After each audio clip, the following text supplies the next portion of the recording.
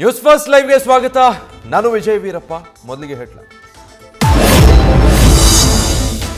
JDS ಭದ್ರಕೋಟೆಯಲ್ಲಿ ಇವತ್ತು ಕಾಂಗ್ರೆಸ್ ಶಕ್ತಿ ಪ್ರದರ್ಶನ. ಹಾಸನದಲ್ಲಿ ಶೋಷಿತ ಸಮುದಾಯಗಳ ಆಶ್ರಯದಲ್ಲಿ ಸಮಾವೇಶ. ರೋಡ್ ತುಂಬಾ ರಾರಾಜಿಸುತ್ತಿವೆ ಕೈ ನಾಯಕರ ಫ್ಲೆಕ್ಸ್, ಬ್ಯಾನರ್ಸ್, ಬಂಟಿಂಗ್ಸ್.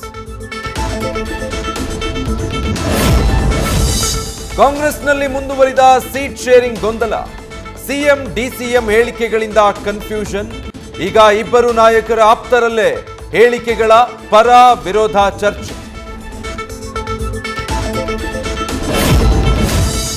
ಡಿಸೆಂಬರ್ 9ರಿಂದ ಚಳಿಗಾಲದ ಅಧಿವೇಶನ.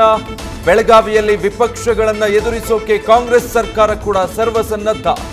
ಹಿರಿಯ ಸಚಿವರ ಜೊತೆ ಚರ್ಚಿಸಿ ತಯಾರಿ ಮಾಡಿಕೊಂಡಿರುವ ಸಿಎಂ ಸಿದ್ದರಾಮಯ್ಯ.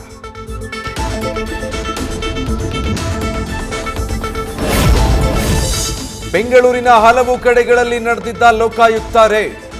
23 ಕೋಆಪರೇಟಿವ್ ಸೊಸೈಟಿಗಳಿಗೆ ನೋಟಿಸ್. ನಕಲಿ ಫಲಾನುಭವಿಗಳ ಪಟ್ಟಿ ಸೃಷ್ಟಿಸಿ ಅಕ್ರಮದ ಆರೋಪ. ಡಿಸೆಂಬರ್ 9ಕ್ಕೆ ವಿಚಾರಣೆಗೆ ಹಾಜರಾಗುವಂತೆ ಸೂಚನೆ.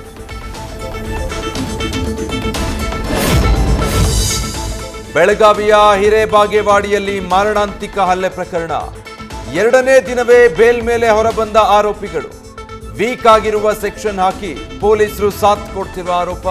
ಠಾಣೆ ಮುಂದೆ ಕುಟುಂಬಸ್ಥರು, ಗ್ರಾಮಸ್ಥರ ಪ್ರತಿಭಟನೆ. ನ್ಯೂಸ್ ಫಸ್ಟ್ ನಿರ್ಭೀತಿಯಿಂದ ನಿಮ್ಮ ಪರವಾಗಿ.